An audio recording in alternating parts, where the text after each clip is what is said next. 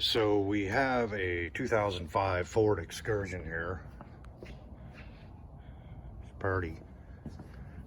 He wants to replace all the injectors. He said he has some cold start misfires and all of that going on.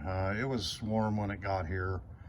I went and drove it. It is down. Did a relative compression 0 all across the board, so we don't have any issues with cylinder sealing or valve sealing, any of those kind of issues. So I'm going to let this thing cool down overnight, and then we'll go ahead and check our Fickum voltage in the morning while cranking and after it starts cold, and see which ones are misfiring. He just wants to do the whole set, and we're probably going to do that, but I'll do that test in the morning since this thing is up to operating temperature right now. So we'll let it hot soak overnight, and then we'll do those tests in the morning. I do have a set of injectors that I can put in it if which we're going to, but I like to go through and do the test. Just make sure we don't have low Fickum voltage or anything like that. A lot of times it'll set codes for the Fickum, but sometimes it doesn't. So we just want to cover all our bases. So things are about to get real around here. So I've got an engine, gonna pick it up from the machine shop. Finally got pistons in. So we get that finished up. We're gonna get going on this. So what I did first was I have these sheets. So basically we went through and measured all the rod journals, position, 2, 3, whatever. And we recorded that measurement. And then we went ahead and took our rods, installed our new bearing, torqued the caps, and then we checked the inside diameter. It's not that difficult to do. The main bearings are a lot more difficult to do. We'll get to that. And what we did was, you just do a little subtraction, and that'll give you your bearing clearance. So, and sometimes if a number doesn't seem right, if you know what the rod journal measures to, and you measure the bearing, and then it comes out and it looks like it's too tight or way too loose, at that point go back and check this again real quick, because there's a pretty good chance that you had this cocked off to the side, or you want to be really careful when you're measuring this stuff. So we're well within spec here. Our lowest one is just below 1/1000th of an inch, and almost 1.5 thou, like this one, number 2 is 1.5 thou, to 2.5 on this one, and the math works out on this one, so we know this is right. So, and that's what I do. I'll use scratch paper first, go through and do that, make all of my mistakes, and then remeasure anything that I need to remeasure. If you do this every single day, you're going to get really good at it, but I don't do it every single day. I do a lot of other stuff too, but when I do this, I make sure that I do it properly. So if I see something that's out of whack, I'm going to go back and measure it again. Check it twice, measure twice, cut once. So on the main journals, we have all the journal measurements there, and we have the specs up here at the top of the sheet. That tells us what the clearance is on them, and the size that they're supposed to be. So there's all of our sizes. Now they're only measuring these to the thousandths of an inch. I like to go to the 10,000ths because I got micrometers that have the scale on them for the 10 thou. And the reason I like to do that is because if this number's at a 9, you're real close to changing the next number up, the thousandths number. This is going to become a 7, really, or not that number there, a 6 would become a 7 pretty quick. And we're splitting hairs here, but I like to measure it down to the 10 thousandths, and that's what they're doing on the bearing clearances. They're measuring down to the 10 thousandths.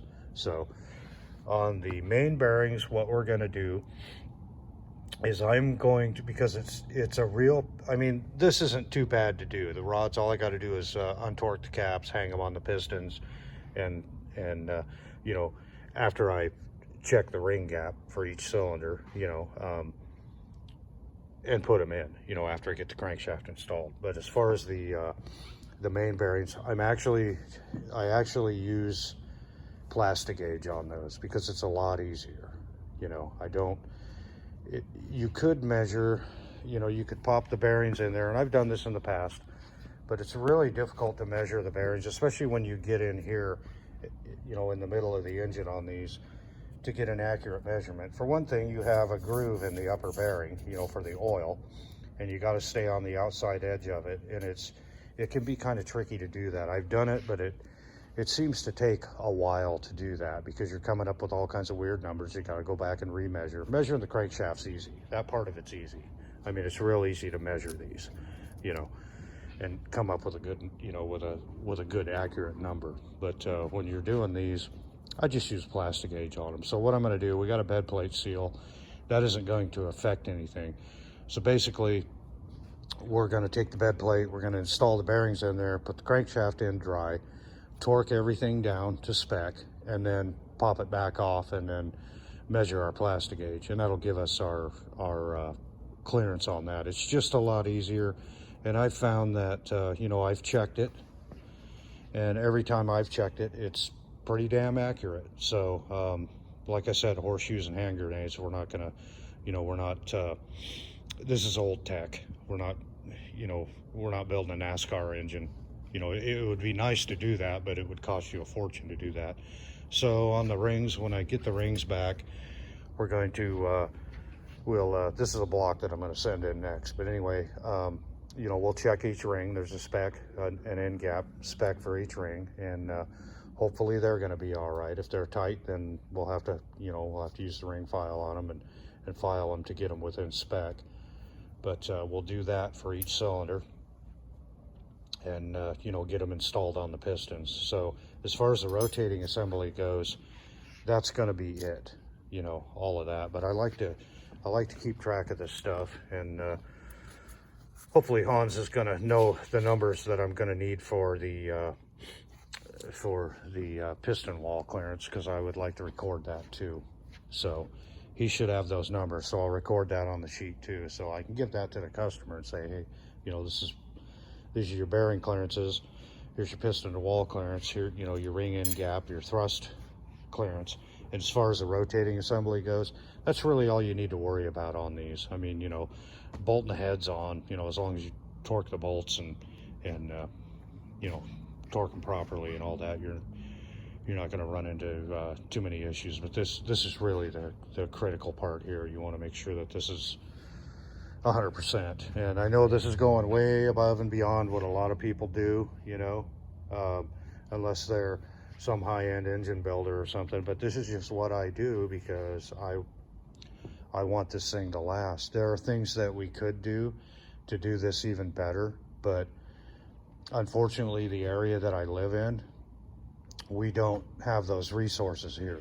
You know, we don't have people that are, you know, they're not, well, for one thing, well, you can get the new latest and greatest finish with an old, you know, with an SV616 machine with the right stones and the right training to be able to get the cylinder, you know, the RVK finish that, you know, everyone is looking for now. And yeah, that would be important on this too, because you know, the last short block a 6.0 short block I bought from Ford had blow by from the get-go. So something in the cylinder was wrong.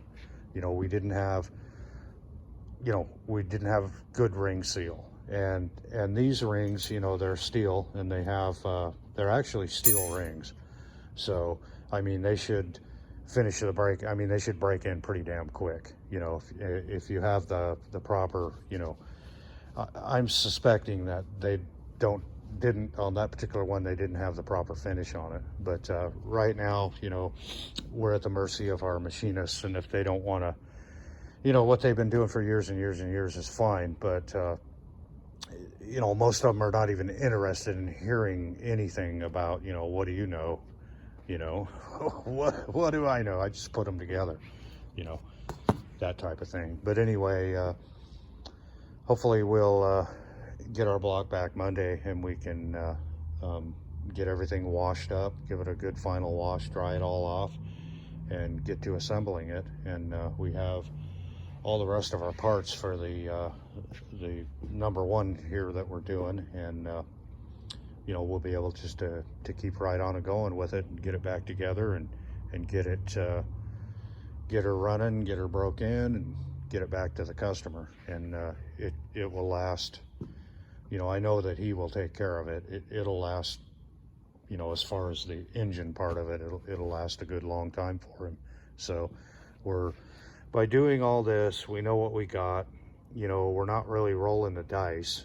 And I guess this is called blueprinting. I never thought about it, but you know, we know we're going to know what every spec is on this thing. And you know, if there was something that was really out of whack and I remeasured and couldn't figure it out, at that point, you know, we're going to do something. Like if we had a bearing clearance that was going to be too tight, you know, after checking it 2 or 3 times, then we know, you know, we need to do something to mitigate that. We're going to have to get a crank or, you know, whatever. But anyway, we're not having any of those issues, and I rarely run into those kind of issues. The only problem I ever have with these crankshafts is when they've been undersized.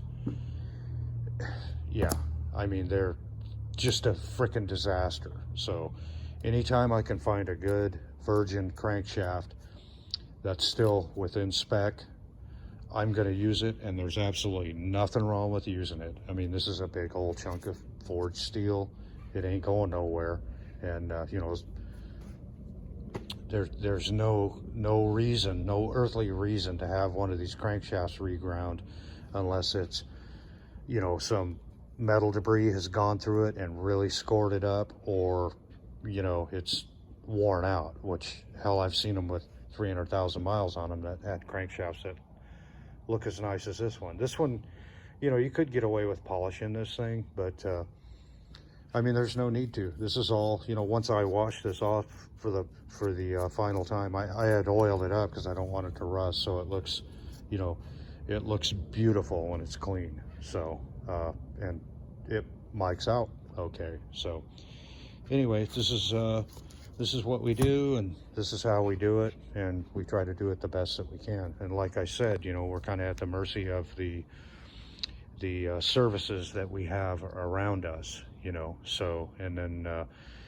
there are one thing that I really do like that I'm going to try to use in the future. They're not available from Total Seal yet. They were talking about July, but I really love the idea of having the solid, you know, gapless second ring, you know, the intermediate piston ring. And the reason I like that is you know, if you have a good cylinder wall finish, a good straight cylinder wall finish, it's going to it's basically going to greatly reduce the blow-by that these engines have, you know, the crankcase pressure. It's gonna, you know, I've heard of tests, I haven't tested it myself, but as soon as they're available, the next motor that I do, I mean, you know, it's going to add cost to it, but I think, you know, well, actually, I have 2 blocks over there. I'm going to build one, and I'm going to use gapless rings, you know, for the intermediate ring, and we'll see how that goes. You know, we'll see how well that works. But I like the idea of that. So anyway, stay tuned. Like I said, it's about to get real. We're going to be putting 3 of them together here, back to back, and it'll be a lot of fun. So thank you.